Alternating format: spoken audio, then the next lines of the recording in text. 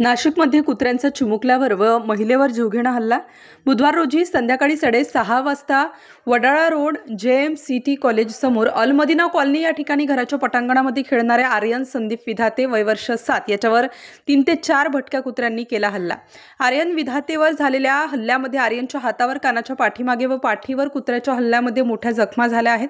त्याला शेजारी राहणारी महिला रेश्मा शेख यांनी वाचवण्याचा प्रयत्न केला असता कुत्र्यांनी त्याच्या डाव्या हातावर चावा घेतल्याने ती महिला सुद्धा या घटनेमध्ये जखमी झाली आहे। या दोघा जखमींना रात्री नाशिकच्या शासकीय रुग्णालयात दाखल करण्यात आले आहे। नागरिकांमध्ये तीव्र संतापाची लाट असून नागरिकांनी नाशिक महानगरपालिकेच्या अधिकाऱ्यांना आवाहन केले आहे की भटक्या कुत्र्यांचा बंदोबस्त केला नाही तर त्या कुत्र्यांना तुमच्या दालनात सोडणार व आंदोलन करणार असा पवित्रा घटना घडलेल्या परिसरातील स्थानिक नागरिकांनी असा पवित्रा घेतलेला आहे। माझं नाव लता सुरेश विधाते। आमच्या पोराला 6:30 वाजता कुत्र्याने हल्ला केला। आमचे बकरं पण चावले, 2 शेळ्या आहे, गाईचं वासरू पण आहे आणि लोक महानगरपालिकेला तिथं काहीच एक बघायला येते नाही। मटणाचा वगैरे कचरा आणून टाकतात आणि आमचे पोरं बाहेर खेळत असताना ते कुत्र्यांना हल्ला केला। त्याच्यावर आमच्याच घराजवळ आमच्या कुत्र्यांना 4-5 कुत्रे एकामागे एक लागले। एका कुत्र्याने लगेच त्याला धरलं। 5 ठिकाणी लागलेलं आहे, कुत्र्याला चावलेलं आहे,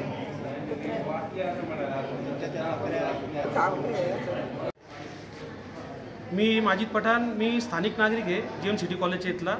आमच्याच कॉलनीमध्ये हा प्रकार घडला आहे। मागील 1.5-2 वर्षापासून आम्ही नाशिक महानगरपालिकेचे आरोग्य अधिकारी श्री सोनवणे साहेब यांना आम्ही वारंवार तक्रारी करतोय, ई-कनेक्टच्या माध्यमातून, निवेदनाच्या माध्यमातून आणि प्रत्यक्ष भेटून सुद्धा आणि फोनवर सुद्धा। त्यांनी आता 2 महिन्यापूर्वी एकदा गाडी पाठवली आणि धातून मातून कारवाई करून त्यांनी काहीतरी कुत्र्यांवरती कारवाई केली आणि पुन्हा तेच कुत्रे आमच्या सोसायटीत आणून सोडून दिले। आम्ही त्यांना त्यावेळेस पण बोललो होतो की हे जे कुत्रे आहेत ते पिसाळलेले आहे, यांच्या तोंडाला रक्त लागलेले आहे, कुत्रे आणि मांजरी खायला लागलेले, यांनी यांच्याच घरातल्या 2 बकऱ्या फस्त केल्या, एक वासून फस्त केलेलं आहे। त्यांना आम्ही त्यावेळेस समजून सांगितलं होतं की हे कुत्रे जे आहेत आता पिसाळलेले आहे, आता ते पुढच्या वेळेस जर का यांना काही भेटलं नाही खायला तर हे माणसांवरती पण अटॅक करू शकतात आणि आज तेच झालं। या 7 वर्षाच्या मुलावरती कुत्र्यांनी अटॅक केला होता। त्या ताई जर त्याला वाचवलं आले नसते तर आज काहीतरी खूप मोठा अनर्थ घडला असता आणि त्या ताईंवरती पण त्या कुत्र्यांनी हल्ला केला, त्याला वाचवलं आले। तर आम्ही नाशिक महानगरपालिका अधिकाऱ्यांना हे सांगतोय की तुम्ही तात्काळ त्याच्यावरती कारवाई करा, नाहीतर आम्ही सहखर्चाने ते कुत्रे धरून तुमच्या दालनांमध्ये आणून सोडणार आहे आता। कारण की आता आमच्या जीवावरती आलेली आहे। आज त्या पोरावरती अटॅक केलेला आहे, उद्याला अजून कोणावरती अटॅक करू शकतो। जर सकाळी किंवा अर्ध्या रात्री जर का कोणत्या एखाद्या वयोवृद्ध किंवा एखाद्या लहान मुलावरती जर अटॅक केला तर वाचलं पण कोणी राहणार नाहीये। आणि तो स्टार न्यूज साठी मोहसिन पठाण, नाशिक।